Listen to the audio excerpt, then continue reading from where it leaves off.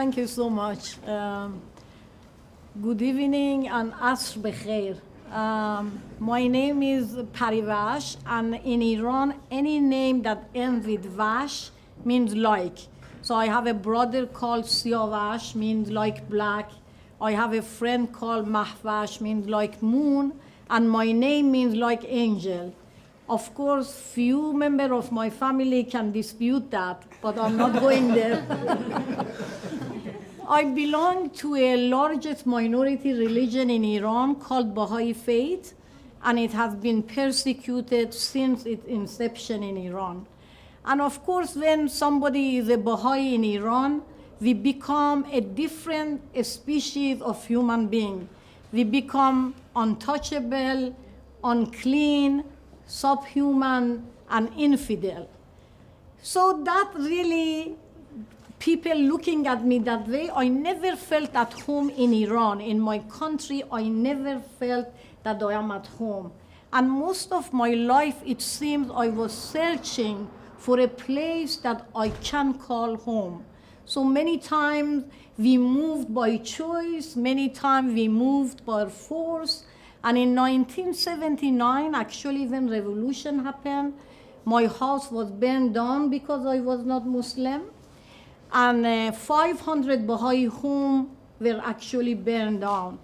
At the time, I was only 19. I was the oldest girl and the only girl that my family had, so they really were worried about my safety. So when my house was burned down, literally overnight, we became homeless. And we had to move, we have to relocate, go somewhere that we had relatives. So we moved to a city called Isfahan, and very quickly my parents, because they were worried about my safety, they encouraged me to leave Iran. Although I really didn't want to move from Iran, but to give my parents peace of mind, I decided to leave Iran.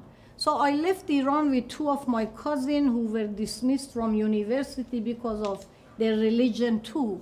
So three of us went to India. As you guys know, when revolution happened in Iran, nobody thought it would last this long because people thought the religious leader don't know how to run the country. We all were mistaken because still they are running the country. So when we went to India, really because we were hoping in few months we go back to Iran, we never called it home. We never wanted to call it home because we didn't want to really be disappointed again. So we decided, we just are there for a few months. But every time people came from Iran, we realized, oh my God, no, we are here to stay.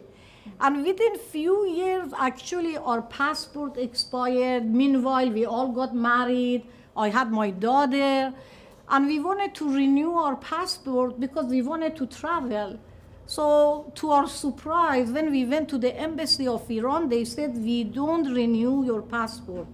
You have to recant your faith, and then you have to write an article in a local paper in India and also in Iran to be printed that you converted to Islam, and then we would give you a passport. Of course, that was not an option for us.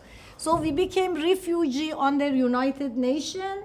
And in 1986, actually, we came to US. We went to California because I had an uncle there, and he sponsored us. But there was a huge Iranian community, and really religiously, we believe we belong to the one human race, and the whole global community is our native land. So we didn't want to be isolated in this little Iran in California. So we decided to come to Maine because my in-laws lived in Fredericton, New Brunswick. And for me, it was like I'm home because in Iran, I lived in a border of Iran and Russia, very identical climate.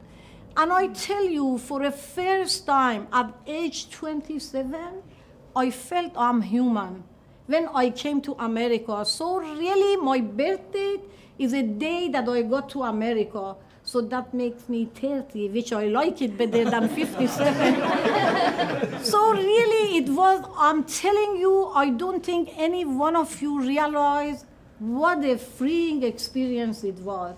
To be in a country that doesn't matter where you come from, you are respected as long as you are a decent human being and you work hard. There is no difference between me and any other American. I'm American citizen now, but I mean in general, I'm talking about that. So 2 years ago, after 30 years, I went back to Iran. And you know, sometimes you craving to connect. And I really realized I'm a stranger in my homeland. I couldn't connect. The people who were older were all gone. The new generation, I didn't have connection. They were born after 79. My own friends, they were all scattered all over the globe. So all my landmarks were gone. And I realized really it was an aha moment. I realized really meaning of home is much deeper than a physical place. It's a place that gives you freedom and a place that offers you dignity and a place that gives you wings to fly. And I find it in Maine, and I'm so, so happy and indebted for the rest of my life to all citizens of Maine. Thank you for this opportunity.